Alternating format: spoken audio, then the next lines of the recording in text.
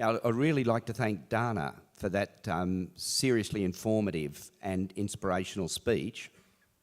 Dana and I met for the first time 21 years ago when we were making the $1 Billion Crop. And you're editing a very high quality magazine at that time, and the fires of resistance were burning very brightly. I took an instant like to Dana, and I can see that they're burning even brighter now and being tempered by the furnace of experience. I think we have a very effective operator. So I wish you luck in Canada as we wish ourselves luck here. Now, a lot of things have changed since I actually first came to MardiGrass. When the two original guys were talking about this is the 24th MardiGrass, I thought back, and I wasn't here for the first one, but I arrived for the second one as a teenager, either coming up or down from an acid trip, hitchhiking up from Sydney with, I'd forgotten my backpack, and then I decided I didn't need it anyway. So literally it was on some sort of Zen mission, and I think I slept on or in a cardboard box, but I had a great time, and I thought this was a really interesting thing to be involved in. Things have changed now. I arrived in an air-conditioned car, stereophonic sound system, computer, telephone that I can call overseas, FaceTime, Skype, the whole lot. Things have really changed dramatically. I can get access to the medical literature, even from a sort of a hill in Nimbin now. I can do all sorts of things. But a couple of really serious things haven't changed one little bit. And one of those, and one that I feel very strongly about, is the fact that there's an army of blue uniform people on government pay stomping around here like some latter-day pharmaco-fascist, swabbing people for drugs. There's a lot of talk about medical cannabis now, and the government has paid a lot of lip service to the fact that cannabis has definite and profound medical value. There's no doubt about that. It is definite and profound. They've gone on and on talking about the trials we need to do. And at previous seminars, I've talked about trials. Excuse me for a minute. I've talked about trials, and it's really important you understand what these trials are about and why we oppose them and what the alternative to these trials are. Now, the trials they're talking about are randomised, placebo-controlled, double-blinded trials, meaning no one knows who... I got water, mate. No one knows who's getting which medicine. No one knows when they cross over and things like that. And it's meant to be the fairest and most certain way of ascertaining whether a drug has an effect. The real problem with those studies are they're designed for a particular reason. They're designed to tell the differences between two drugs that are very similar. So they were designed by drug companies to claim the sales leadership for one particular type of drug over another. So say you had one blood pressure medicine and they had another one, and they're very similar. You have to do these studies to see which one's better. But with children with epilepsy, and I've learned a really harsh lesson about the nature of society during this work, especially in the last 3 years. Now, I have been prescribing cannabis since the 90s, but it was mostly as an analgesic or to help people with narcotics and things like that. But in the last 3 years, the serious therapeutic work has taken place, and I chose the intractable epileptic children as a model for a number of technical reasons, such as you can very quickly see when you're having an effect because they operate as their own control. A child that has 20 to 30 seizures a day doesn't need to be in a control group. You know very well who's being treated effectively and who's not being treated. But what they're aiming to do, say for instance what I've found, that of these children, and there's tens of thousands in Australia that have been given up by the medical system and called intractable epileptics. That means we can't help you anymore, even though that they load them up with expensive drugs and have to do blood tests and things like that and review them each month, mostly because of the side effects of the drugs that they've given them, which isn't curing the problem that they came to see them for in the first place. So it's a sort of an enforced business model where no one does well out of it except the doctor, which is not the idea of medicine. Anyway, what I've found is about 60% of this group, it's called a heterogeneous group because it's made up of all different types of illnesses. They all have one thing in common. They have seizures, which are life-threatening. I called this talk Baby Bashing Bankers and Other Bastards. And I think the management at that time thought it was a bit risque, or, isn't that being a little bit sort of harsh, Andrew, and things like this. I hope you're all aware, Mr. Baird is a merchant banker by training. Mr. Turnbull is a merchant banker by training. Now, banker by definition is what was once a human individual is now sort of he's sold to Mammon, and has the bloody moral capacity of the Dow Jones Index, just follows the prices of things. What do they say? The market, it doesn't have a heart. It doesn't have a brain. All as it knows is the price of lunch. Right? The market is a mechanism. It's not meant to be the God we worship. But we have not elected, we have been gerrymandered into receiving two of these false prophets that are sitting up there. Now, Baird has just got back from a junket trip to Israel. And I'll say there, and I'll express my prejudices very clearly, it's a land of bankers, and he's gone on a pilgrimage there to try and make a business out of cannabis. There's a common song that says, tax and regulate, that's the way to go. That's not the way to go for me. And I really don't care anymore what the country does. Our path is very clear. We have conceived of a workable model, and we're going to work towards it until we get it. The workable model is this. To make medical cannabis work, there has to be 3 levels of supply, 3 tiers of supply. The first and inviolable supply has to be home growing. And it can't be one of these 1 or 2 plants. It has to be something like 10 mature female plants per year per patient. So a generous home growing. That's important, mostly for 2 particular reasons. One is some people like to home grow. Some people derive extra therapeutic benefit by a relationship with the plant. Cannabis is not a pharmaceutical drug that can be owned, controlled and bottled by the pharmaceutical industry. It has layers of effect on the psyche and on the spirit, which these people can't actually, I expect, ever understand. But that's another matter. Now, Baird's gone off to Israel to learn about medical cannabis in the face of the fact there's several reasonably operating compassionate access schemes here. So for those people that are either too sick or don't have the inclination or don't have the capacity, we simply want to be proxy growing or compassionate access people. That means we'll take on, for instance, I'd take on however many intractable epileptics there were. There may be 3,000 to 5,000 in our sort of immediate reach, and then several more after that.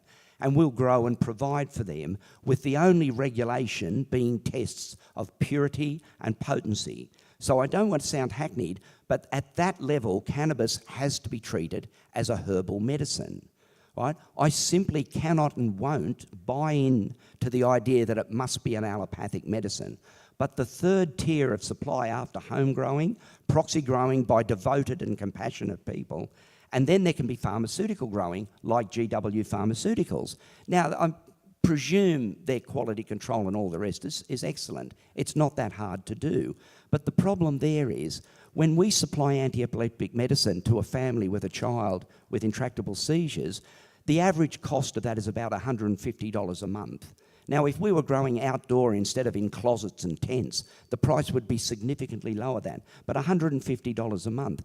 GW, for the same service, will charge $1,500. So you can very clearly see why there has to be that autonomy at the lower end to act as a price control force on cannabis supply, because otherwise it'll be a situation, as is developed in this country now, that's going to be totally unsatisfactory. Now, this is where we were last year, and this is where we are this year, and unfortunately, it's not further advanced. Last year, we had a reasonable bill before Parliament to talk about setting up an independent office of medical cannabis that's going to supervise the production, the extraction, and the distribution of cannabis. I mean, I prefer autonomy. I think there's enough compassionate and intelligent people to operate in a chaotic system, but given that we probably haven't evolved as a nation to that level, I was good with having an independent office to supervise cannabis therapeutics. Mr. Turnbull, the banker, unfortunately, has not supported that bill at all. Excuse me.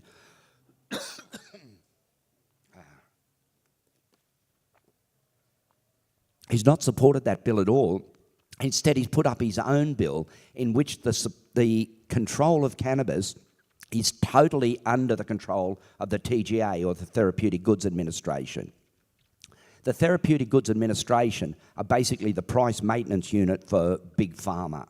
Right? They're an overtly corrupt group that has passed many, many dangerous drugs and completely closed their eyes on a lot of really important things. Now, just to prove that I'm not in a one-horse race here, the problem with our society goes much deeper than cannabis.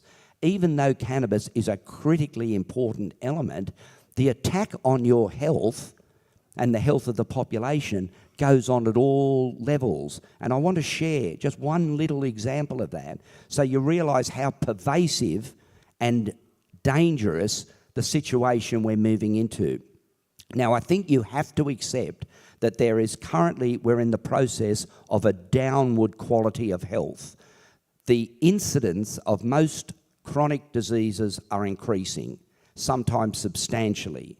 I've mentioned this before: asthma, allergies, cancer, autoimmune diseases. All these things are dramatically more frequent than they were before. Now, listen to this.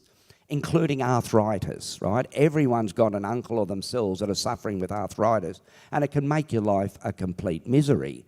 The treatments with the non-steroidal anti-inflammatories and all the rest are frankly dangerous and kill people. Now, back in the 1960s, a researcher by the name of Rex Newnham, he was a CSIRO researcher, developed arthritis, and like an intelligent real scientist, he thought, well, why have I got that? And he conducted his own little research. He was a plant physiologist, and it just happened that he specialised in boron chemistry. Boron, B-O-R-O-N, boron chemistry. Boron turns out to be critically important for plants, and if plants don't have it, they can't form cell walls, and it's just absolutely necessary. But the geniuses in this country and in health systems around the world can't decide whether boron is an essential human element or not, because they say it's so widely spread across the world that it's hard to get a person who's not got it, so we don't know if you absolutely need it. Now, what Mr. Newnham found was just 30 days of supplementing with boron that all his arthritis symptoms settled completely. This is 1961 or 2 or something like that. All his arthritis symptoms settled completely. So he started marketing these things. And he said something like it took a month to sell the first 1,000 bottles. It took something like 6 months to sell the next 5,000, and then 6 months the next 10,000. It was just going off the scale. The Royal Melbourne Hospital conducted a proper double-blind placebo-controlled research thing where they gave 10 people with chronic arthritis boron and 10 people placebo. And at the end of 3 months, 50% of the patients were completely healed of their arthritis in the treatment group and only 1 in the placebo group. So there was a 5-fold increase of response, which is highly indicative that it had a therapeutic potential. So this was a valid experiment. Now, this is where it gets really strange and where you really should pay attention. In 1972, a group, for reasons known only to themselves, fed 300 times the dose of boron to rats for 3 generations, and at the end of the 3rd generation, some of the litter were a little underweight. So 10 years later, they seized on this research to ban all boron supplements. It's likely that boron is the antidote for osteoporosis. By banning supplements and heavily fertilising the soil, they've basically depleted it and guaranteed an ongoing supply of patients. I'm finding it, without sounding paranoid, I'm finding it very hard to escape the conclusion that where our health is consciously being subverted for the financial benefit of pharmaceutical companies. Does anyone else feel that that may be the case? Yeah, but having felt that, hang on, where does that leave? It's not a clapping thing, mate. Having felt that, where does it leave us? It's what we say when the fox is minding the pigeons. Only we're the pigeons. That's the way it is, right? So what we're dealing with is a really serious thing. So if I can echo what Dana was saying about civil disobedience and a call to arm, mate, if I have a megaphone, that's what I'd say to you right now. We really have to get up and take action whilst we still can. Right? The effect of the fluoride in this country is becoming obvious. The IQ of the nation is actually decreasing in front of our eyes, and that's been demonstrated in all sorts of testing. So our window for opportunity while we can still act on these people and still educate them is not that wide. So it's not something we can put off for a generation. I don't agree. We don't have that sort of time. It's going to be this decade or not at all, the way I see it. I certainly hope it's this decade. Now, what I would like to do too, in some ways iterate what Dana said at the end. There's a theme: if you can't imagine a better world, how are we ever going to get it?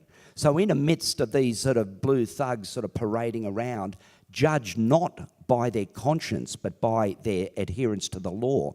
Now, for those law students amongst you, does everyone know what the Nuremberg trials were? Nuremberg trials after the Second World War?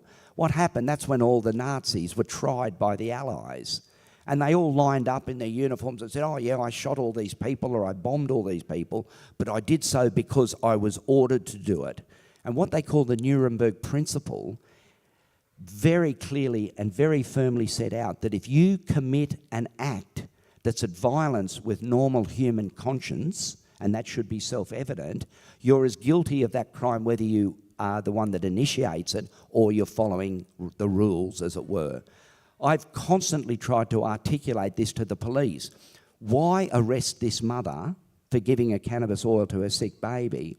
Oh, because it's the law. But do you think it's a good idea? No. Then why are you acting at violence with your conscience? Because what there is in us that's human starts to deteriorate when you do that. That's when you become a mindless thug. And that's just a sort of a greasy path down into perdition after that. Anyway, let's end on a positive note. Cannabis, I mean, we've been singing the tune of cannabis in industry for a long time. And in many ways, the impact on the planet will be much more dramatic by cannabis industries. Dana's already mentioned living in houses made out of hempcrete. Hempcrete's moving now into a place where you will actually be able to live in hempcrete houses in the next few years. You've got to believe me, it's the best building material ever. It's fireproof, termite-proof, better thermal and acoustic insulation properties than anything else, and gives out a beautiful ambience. There's nothing like it. Hempcrete. Hemp foods. Now, this is a sour note.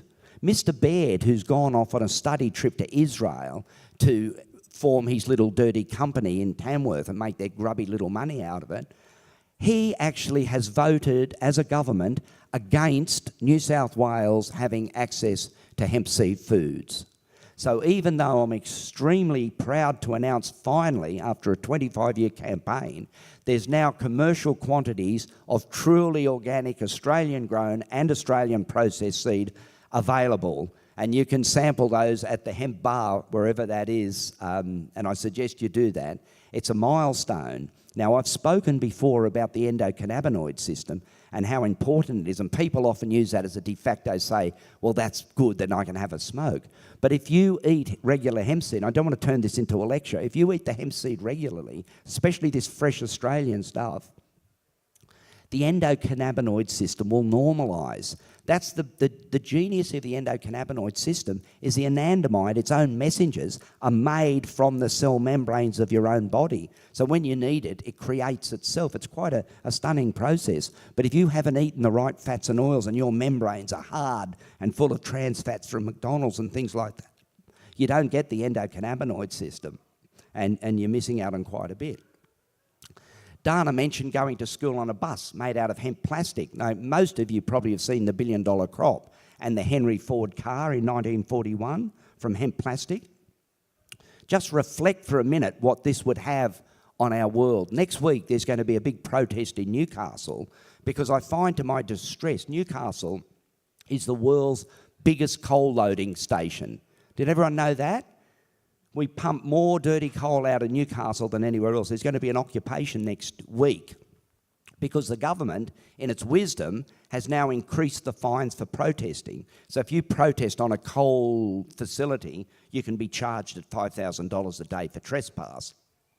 Anyway, good luck with that, government. But we hope to get a big turnout there as well. But listen, just think what would happen if we were growing hemp fields and making hemp plastic cars. Just reflect on the impact on the road toll, the fuel consumption, dozens of other things. The technology exists in Australia by Australians to create pneumatic engines. I've seen an engine that weighs 16 kilos with 3 moving parts run on compressed air that can run a 4-door family sedan. You know, what we're doing at the moment, we're prisoners to a system that seems intent on consuming itself. We really can have a Garden of Eden on this planet, and this is a good place to actually imagine that. But once we get our industry sorted, and with your help, I hope we will, there is a possibility of a bright future. But yeah, the key words are overgrow the government, civil disobedience, have courage and do the right thing. And do it now while you can. Because without sounding too dramatic, we are careering into a police state in this country. Our police look more and more like SWAT teams instead of community peace officers. The amount of surveillance, the microchips are next. And as I said, I don't want to turn this into a paranoid rave, but Mondex Corporation in Mexico have implanted thousands of locator chips in people. They sold them to them on the idea that they could help if they were kidnapped. And that's the way to entrap the people, make them feel like it's for their own good. But anyway, look, our time's running out, and we really do have to get active. So if you've listened to either Dana or me, do be active. Do commit a bit of time per day. Letter writing is still an effective thing if it's done on a big scale. If that banker Baird ends up with 10,000 letters on his desk in a week, he'll pay attention. What we're asking now is not for trials, nothing like that. We want nothing less than a moratorium on prosecution of cannabis, especially for medical use. That's not a big thing. Instruct the police, who are very good at following orders and following the law, make it the law that until a system of medical provision is in place, there is a moratorium on prosecution. Does anyone feel that's a bad idea? Does anyone feel it's a good idea? Hey? Well, hang on, that sounds like democracy. I think we'll take a vote on that and we'll pass it. So that's the law now. Okay, there's a moratorium on medical prosecutions. Anyway, that's in my dreams, so I better go to questions now.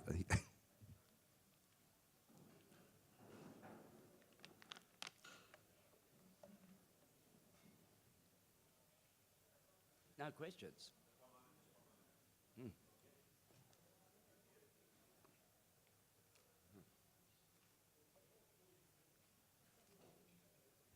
Yep. Hey.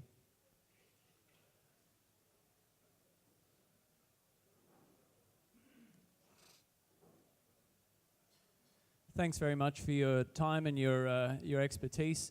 I've heard a lot of enthusiasm about the medical benefits of cannabis, and I'm just curious, in your experience as a health practitioner, the mantra of evidence-based medicine, there are other countries that have had more progressive laws associated with medical cannabis. Is there an easily accessible database of information about some of the purported benefits of cannabis? Well, I don't like that word purported. That really upsets me. That's the medical board's favourite term, your purported use of cannabis. Yeah, I know, I'm being gentle. Listen, there's a great database, the International Association of Cannabis as Medicine, the IACM.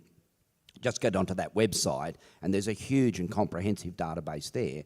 But the database starts in the historical literature, the thousands of years ago, the hundreds of years ago, and the 40s.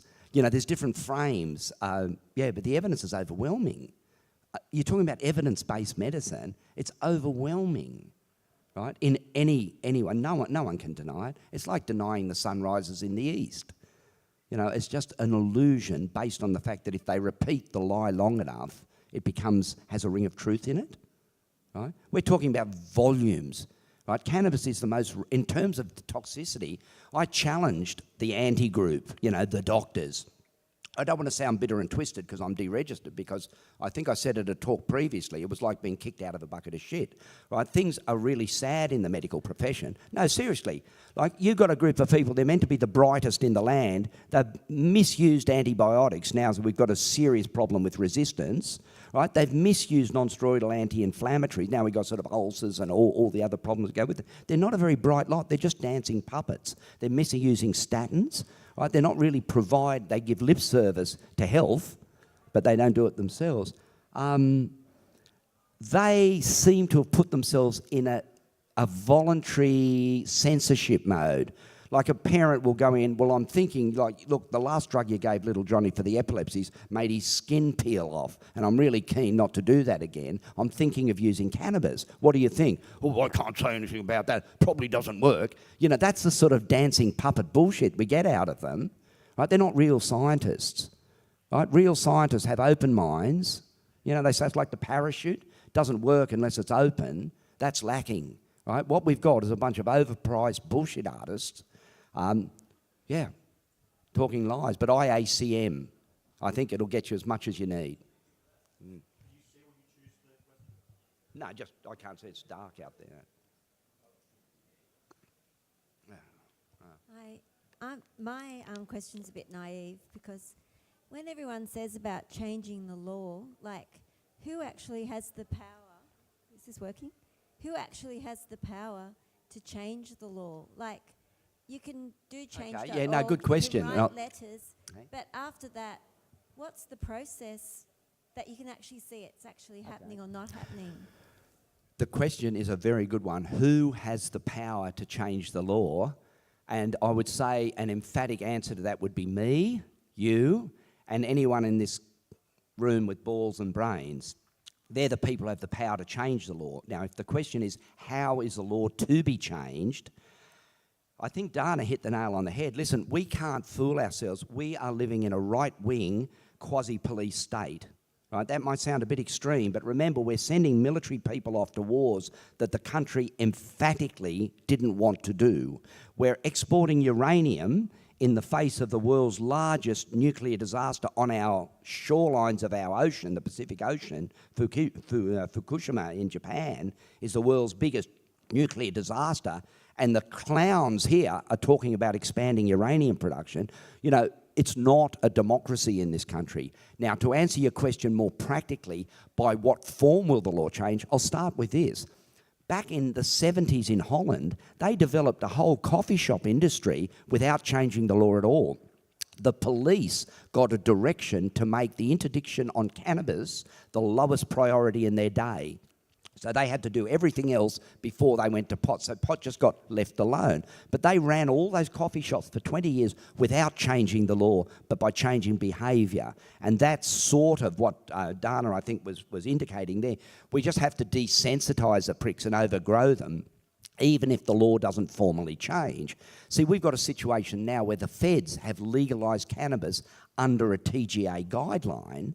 And so then it's subject to all the TGA bylaws and regulations and things like that. So it's legalisation without having legalisation. Do you hear what I'm saying? Then you've got the state laws for cultivation and stuff like that. Listen, if we're going to actually survive as a species, you've got to brush that shit away, right? I mean, you really have to become big grown-up people and say, okay, that's a wrong law. You have to cherry pick. Look, I follow the speed limit. I stop at red lights. I do stuff like that. I'm good with that because there's a reason for doing it, right? But the reason for not growing cannabis for industrial or medical purposes is to enrich a bunch of psychopathic corporate owners for whatever agenda there is. So, yeah, laws can change in lots of different ways. But in this country, just as in Canada, remember they had home growing and then it got pushed back by regulation. So it's only the freedom that you take. This is my message. We are too far down the pit to ask, please, sir, can we get out? We've got to climb out ourselves. Does that answer your question in a way?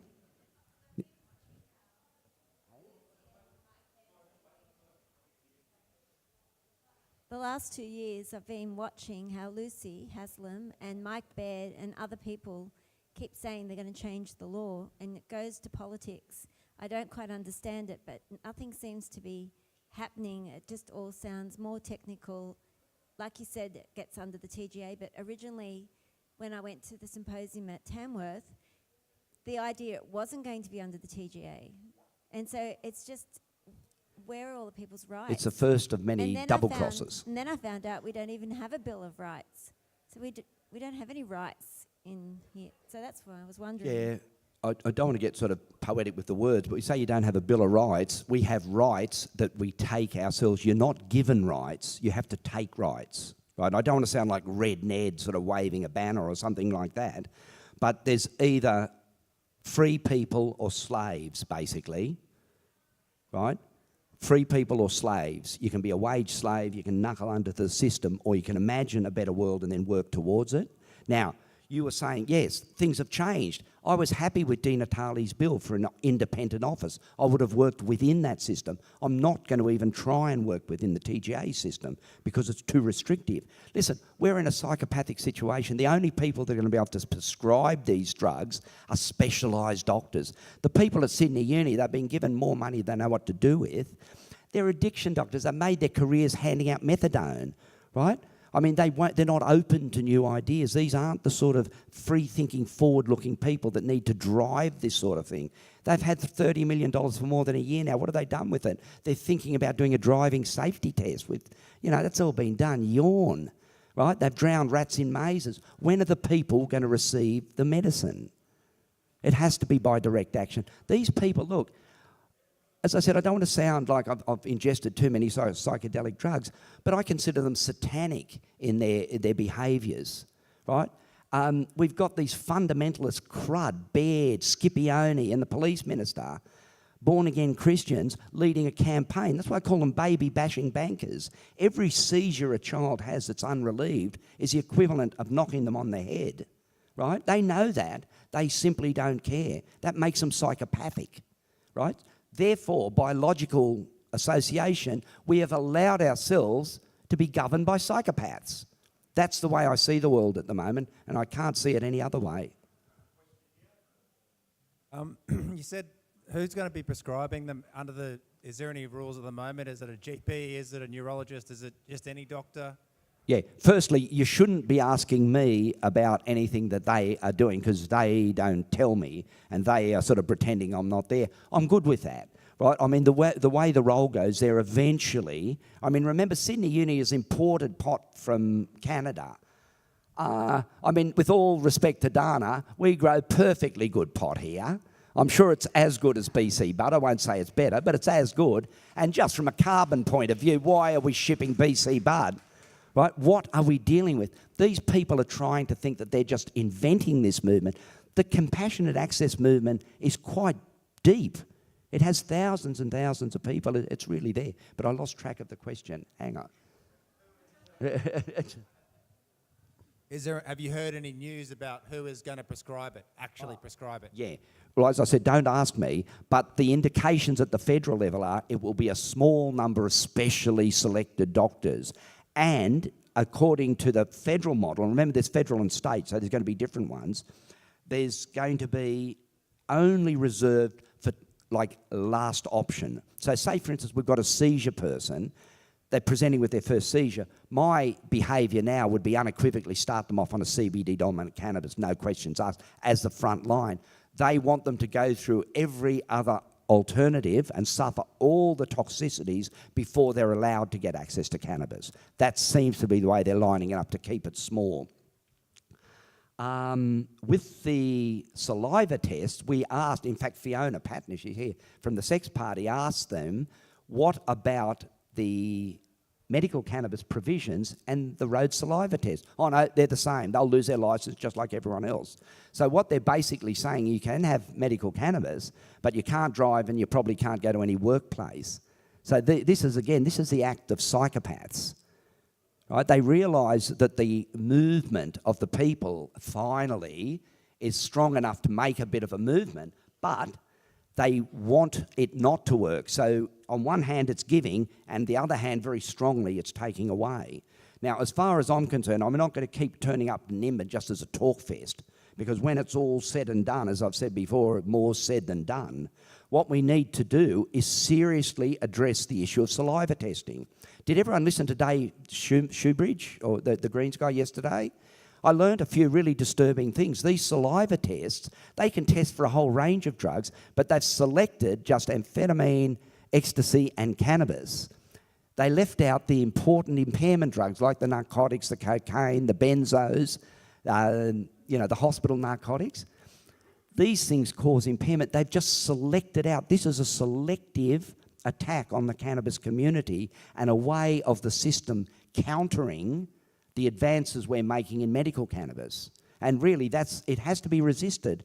I'm really telling you, because the next year or the year after, it'll be worse. Now there's saliva testing drivers. Oh, pedestrians next. Oh, there was a spate of pedestrians sort of falling over, so we're all going to saliva test you next. That's the way things go. I mean, Greenpeace have been saying this for a long time. You put a frog into the hot water, it jumps out to save itself. But you put it into cold water and gently heat it, it dies because it doesn't realise it's hot, right? That's what's happening. It's bracket creep of repression. You give a bit of what I call the social agenda. There may be some sort of sexual sort of modifications to laws or something like that, but they just wrap the edges while the really big issues remain controlled, right? Did everyone hear that we're the only country on earth, us and New Zealand, to not have hemp seed as a food? Right, so Baird has voted against it, his own government, that idiot Skinner, I think it was. Now, that's a big thing for us because it's very difficult to make an industry from hemp fibre, from the stalks of the hemp plant, unless you've got a big infrastructure. You need something like, a paper mill, a world-class paper mill, $500 million sort of dollars, seriously, which would have been an excellent thing in Tasmania when the guns controversy was coming up, but it wasn't brought up. To do an industry from seed, you only need a farm of 20 or 30 hectares and you can make a nice little living. And if you go to 100 or 1,000, so much. You can grow in an organic way. The main reason they're restricting the sale of hemp seed as a food in Australia is they don't want the hemp industries to go forward. The way our business model is, we start with small-scale seed production, we introduce the farmers to the crop, they bulk up their seed, and then we can do a growth year by year as the processing facilities are established. That's why they're doing it. The first application to change was in 2002, the next one 2008, which was only knocked back last month, right? These people have an agenda. Now, you think about it. It's the health ministers of all the states and the federal health minister and prime minister. Yet, except for one, we got one vote, I believe. Tassie voted for us because we've got an industry there. So across parties, there's this agenda of control for something as benign and possibly beneficial, definitely beneficial as a hemp seed, right? I mean, you're all aware that the kids are suffering an autism epidemic, that they're suffering all sorts of sort of restrictions on their capacity because of their diet, right? We were told that you can't have hemp seed in this country. This is what the Crown Solicitor wrote to me. We can't acquiesce to your application, Andrew, because it would breach our international treaty obligations. Did you hear that? I mean, I was aghast. I didn't know what to say. I said, but we're the only country that's not doing it. This guy's getting a $300,000 or $400,000 salary to churn out crap like that, right? That's the people we've allowed to govern us. Right? We are in a serious situation. So do what Dana said, mate, devote a small and increasing part of your life to activism in whatever form it takes. Networking, all that sort of stuff. We've got to do it, mate. We don't have a lot of time. With, from what you were saying, recognising all the restrictions and the ways that the political mechanism will isolate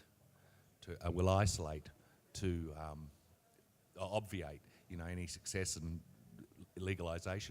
Do you think that it's really to really push the medical marijuana, over the line, would be, just a coupling with not just activism on medical marijuana, but just leisure lifestyle marijuana? Because I don't see how you can really effectively in a society have one without the other. It is like having factories. Yeah. In some respects, it's like having factories that can produce all the goods that people need, but not have any market for them. And I know it doesn't kind of make sense, like people who have medical need for marijuana get it. But in a society, the thing that nurtures us is the way we interact, our dynamics. Yeah. And No, listen, broad. I've got your point very clearly. It's very broad. The question you're asking is, should we not only support medical cannabis but include recreational cannabis? Now, my view there, the only way forward is... Sorry. Oh, there, sorry. No, what I'm saying is, do you think that it's not one leading the other, but things like we have to. One of the things I think that are really holding back medical marijuana is the absolute demonisation of it, and the ability of politicians to use fear to be elected in, to maintain their office. Don't dwell on that. Now, first thing I'll pick you up on, I mean, this is one of my little hobby horses. The word marijuana, Mexican slang term, brought in to obfuscate. Medical cannabis, please.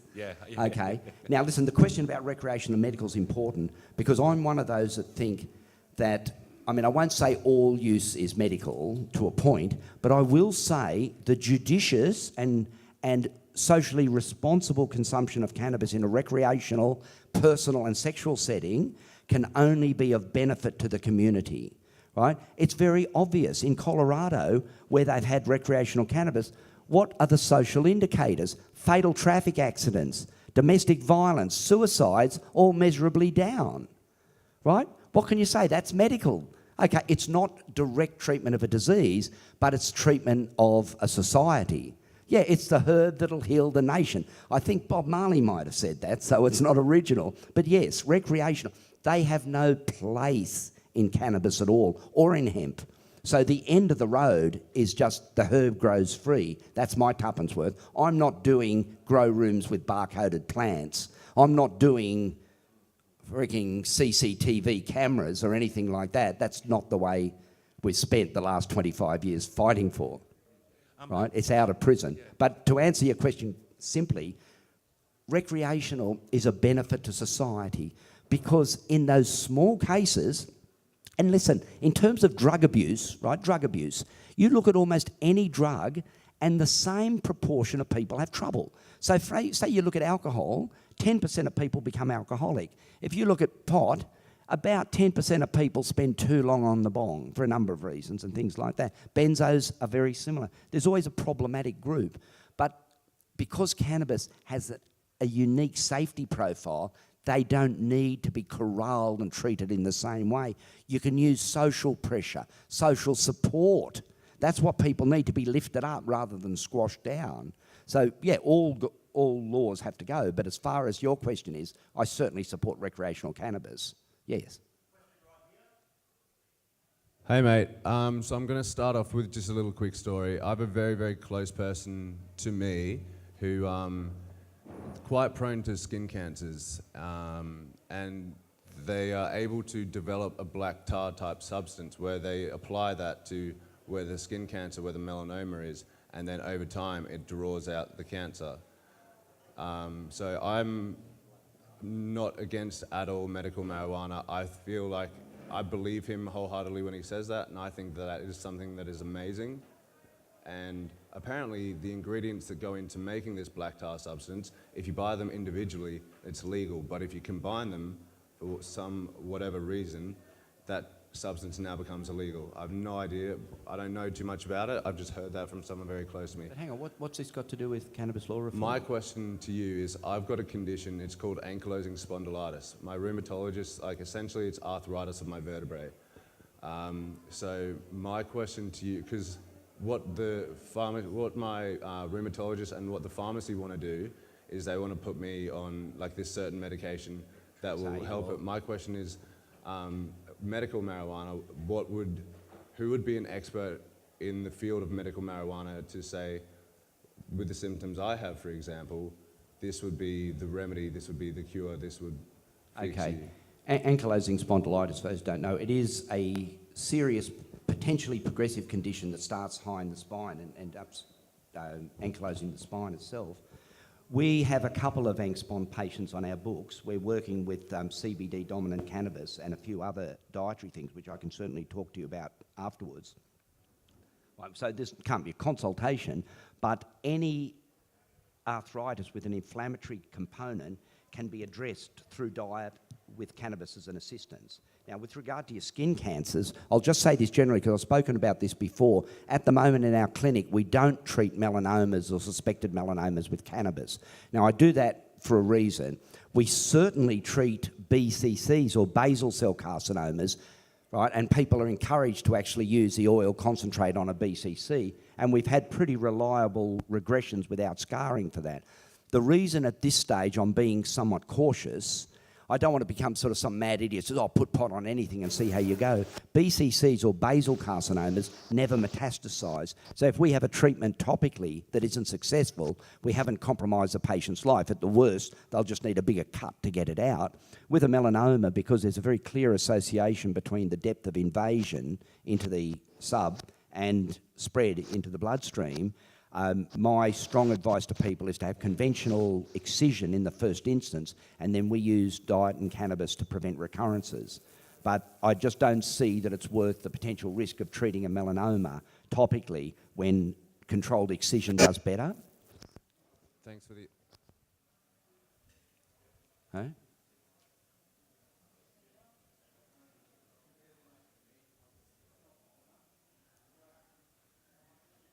Okay, here.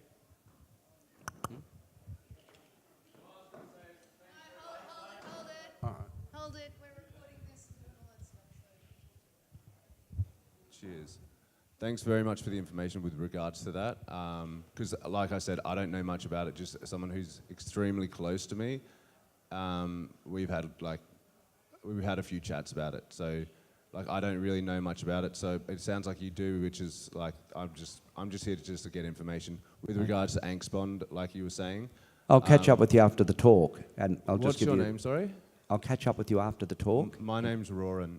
It's nice to meet you. Okay. Yeah, just go and find him after the talk.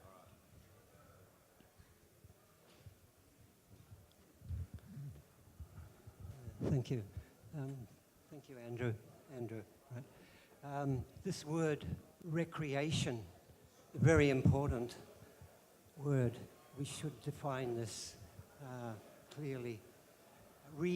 Recreation, not recreation, just some nonsense activity, but recreation. It's as important as I think is the root of medical, the real positive. You're saying it's ironic that you actually ban a recreational drug. See, I consider the judicious... in the real sense of the word, using the real sense of the word. The judicious use of psychedelic drugs can be recreational in the meaning, the recreation, like a way of refreshing your mind, pressing a reset button, things like that, with all the provisions of set and setting and no irresponsible, but it can really make a difference. But okay, we're preaching to the converted here. Okay, I'll leave it at that. Oh? Coming. Oh, one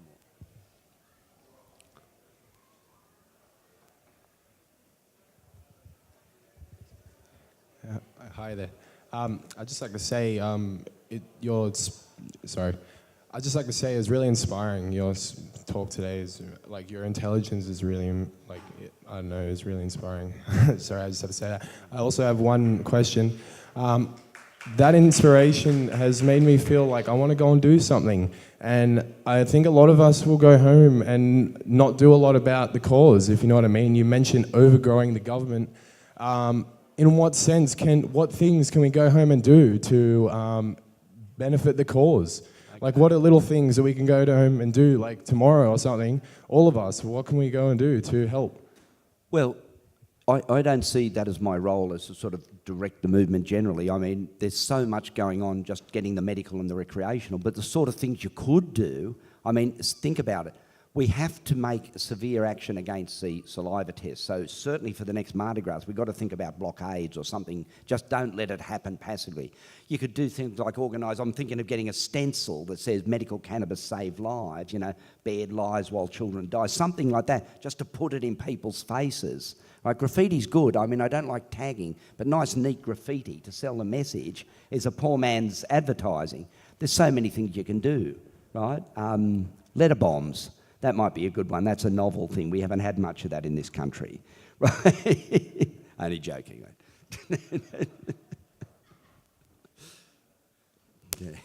Anyone else? Doctor, we're lucky that several times we've heard you up here in Nimbin, but do you get calls elsewhere in the state, in Sydney, and what's your feeling the general population's acceptance of medicinal? Okay. Well, I mean, I can't talk about the general population's acceptance of anything. What I can talk about is a flood of needy people coming to us, right? I mean, to say we're overwhelmed and stunned by the frequency of poor treatment outcomes from allopathic medicine and poor treatment by allopathic doctors. I mean, they're meant to be good at conventional medicine, but we see patients that are being ignored for months and even years with obvious symptoms that then present as insoluble cancers and things like that. So I don't know what the general population thinks, but what I'm finding increasingly, people of all walks of life, when their families are touched, everything else goes by the wayside. I think I said before, I had a grow room in a police commissioner's basement because I was treating his wife. I mean, that was my first sort of biggish grow room. Things like that. We've set up, the police the same. People are realising that it's not hippie ranting, that there's real medical value to be had, and that can be achieved in a week or two of treatment and self-evident then. So that's all I can say on it. You've got to go to a polling booth or something like that to find out what the general public thinks. My real big problem here is the general public doesn't think at all. I mean, you talk about sheeple and the zombie apocalypse. I mean, it's a worry, and I feel there's demonstrable evidence of the fluoridation effect in this country. The spirit, listen, in the 70s when I was travelling overseas, if you saw an Australian, you heard their voice and think, yeah, mate, it's like little magnets. You want to go and talk to the other Aussie and see what's going on and stuff like that. But now they're just fat, stupid and useless. I mean, it really is sad. The society is sort of eroding in front of my eyes. You know, we had a sort of a reputation as friendly but activist and self-sufficient and things like that. And now, you know, we lock up children in camps and all the rest of it. Everyone goes tut-tut but doesn't do anything. You know, God knows what the general public's thinking, right? Least of all me, but I wish they were thinking a bit more. Hey? Man.